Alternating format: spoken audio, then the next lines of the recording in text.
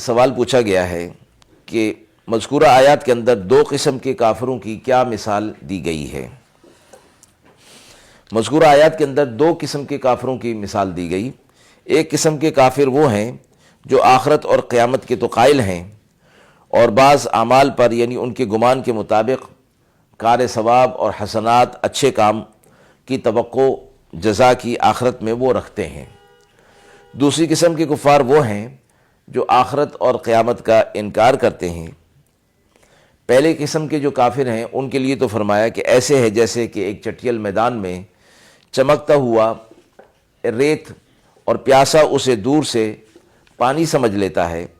اور اس کی طرف دوڑتا ہے، یہاں تک کہ جب اس کے پاس پہنچتا ہے تو کچھ بھی نہیں پاتا، اور پھر اس کو صدمہ پہنچتا ہے، اور چونکہ وہ ریتیلے میدان کے اندر ہے اور پانی موجود نہیں تو لہٰذا تڑپ تڑپ کر مر جاتا ہے۔ اس مثال کے اندر فرمایا گیا کہ اگرچہ یہ آخرت کا یقین رکھتے ہیں، لیکن ایمان نہ ہونے کی وجہ سے ان کا یہ یقین انہیں فائدہ نہیں دے گا، اور دنیا کے اندر پھر یہ اسی طرح سمجھ رہے ہیں کہ شاید ان کو آخرت کا اجر جو ہے وہ ملے گا، لیکن ایسا ہی ہے جیسے کہ سراب کہ دور سے آدمی ایسے معلوم ہوتا ہے جیسے پانی، لیکن جب پاس پہنچتا ہے، قریب پہنچتا ہے تو وہ پانی نہیں ہوتا بلکہ وہ ریت ہوتا ہے۔ دوسری قسم کے کافروں کی مثال کہ جیسے کہ بڑے گہرے سمندر کے اندر کوئی ہو اور اندرونی اندھیرے کے اندر ہو، اوپر پھر بادل بھی موجود ہوں اور پھر موج کے اوپر موج آ کر اس کو ڈھانک رہی ہو، یہاں تک کہ اس کو اپنا ہاتھ بھی سجائی نہ دے رہا ہو۔ یہاں اس مثال سے مراد یہ ہے کہ یہ شخص مکمل طور پر اندھیرے میں ہے، ہدایت کا نور اس کے پاس ہے ہی نہیں، لہٰذا یہ ہر قسم کے نور سے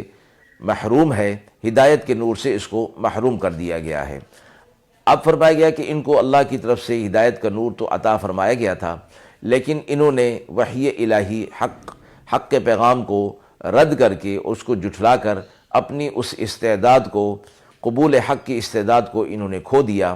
اس لیے اب ایسے اندھیروں کے اندر ہیں کہ گویا انہیں اپنا ہاتھ بھی سجائی نہیں دیتا، یعنی قریب کی چیز جو ان کے اپنے ہاتھ کی ہے وہ بھی سجائی نہیں دے رہی، تو حق اور ہدایت کا نور انہیں کیسے ملے گا؟